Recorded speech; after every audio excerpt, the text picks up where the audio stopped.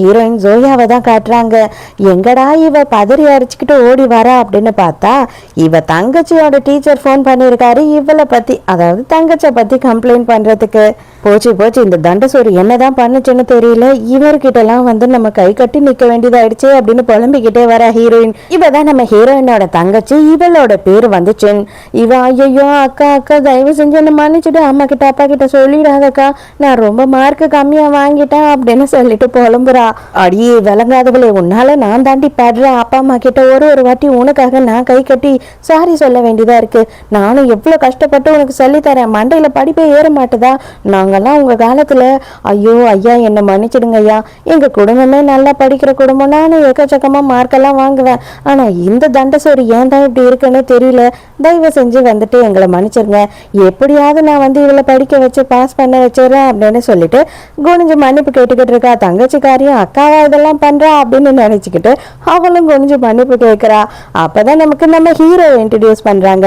நம்ம ஹீரோவோட பேர் வந்து ஹூச்சான். அது மார்க் மட்டும் கம்மியா வாங்குறது இல்ல, உங்க தங்கச்சி ஸ்கூலுக்கு போனை எடுத்துட்டு வந்துட்டு கேம் விளையாடிக்கிட்டு இருக்கா, இதை பத்தி எல்லாம் நீங்க கேட்டதே கிடையாதா அப்படின்னு சொல்லும் போதுதான் ஐயோ இந்த ஆள் நம்ம போனையும் பார்த்துட்டானா அப்படின்னு தங்கச்சி யோசிக்கிறா. பண்ணாட உனக்கெல்லாம் சோத்த போட்டு எல்லாத்தையும் வாங்கி கொடுத்தா இந்த மாதிரிதான் மானத்தை வாங்கிட்டு இருப்பியா அப்படின்னு சொல்லிட்டு ஹீரோயின் கெட்ட வார்த்தையில திட்டுறா.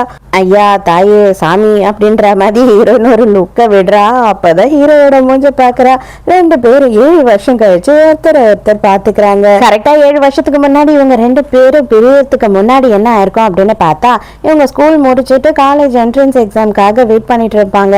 அப்ப ஹீரோ வந்து அவனோட ஃபர்ஸ்ட் எக்ஸாம் எழுத போகும்போது ஹீரோயின் அவ கையாலேயே ஒரு சின்ன டெடிபேர் பொம்மை மாதிரி ஒரு கீச்சைனை செஞ்சு எடுத்துட்டு போயிருக்கா. அதுல அவ லவ்வையும் சொல்லி ஒரு லெட்டரையும் எழுதி ஒளிச்சு வச்சிருக்கா. இதை நீ எடுத்துட்டு போ, நீ எக்ஸாமை நல்லபடியா முடிச்சுட்டு வந்துட்ட அப்படின்னா நான் உன்கிட்ட ஒரு விஷயம் சொல்லுவேன், உனக்காக நான் இங்கேயே வெயிட் பண்ணுவேன் அப்படின்னு சொல்லியிருப்பா. ரொம்ப நேரம் ஆகுது, அவன் எக்ஸாமை முடிச்சுட்டு இன்னும் வரவே இல்லை, நமக்கு இப்போதான் சோனியா அப்படின்னு சொல்லிட்டு ஒரு கேரக்டர் காட்டுறாங்க. இவ யாரும் இல்லை, நம்ம ஹீரோயினோட கசின் தான். அவ அந்த பொம்மையை எடுத்துட்டு வரா, அதாவது ஹீரோயின் வந்துட்டு ஹீரோக்காக செஞ்சு கொடுத்தா இல்லையா, அதை எடுத்துட்டு வரா. இது ஏண்டி நீ வச்சிருக்க அப்படின்னு ஹீரோயின் கோபமா கேட்கும் போது, ஓ இதுவா, இது வந்துட்டு அவனுக்கு பிடிக்கலையா, அதனால அவன் என்கிட்ட கொடுத்துட்டான், அவனும் நானும் டேட் பண்றோம் அப்படின்னு சொல்லிடுறா.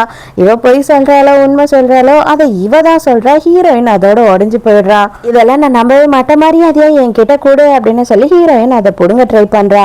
நீ நம்பலனாலும் அதுதான் உண்மை, அவன் எனக்காக தான் இதை கொடுத்தான், மரியாதையா போ இங்க இருந்து அப்படின்னு சொல்லிட்டு ஹீரோயினை அங்கேயே பிடிச்சி ஒரு தள்ளிடுறா.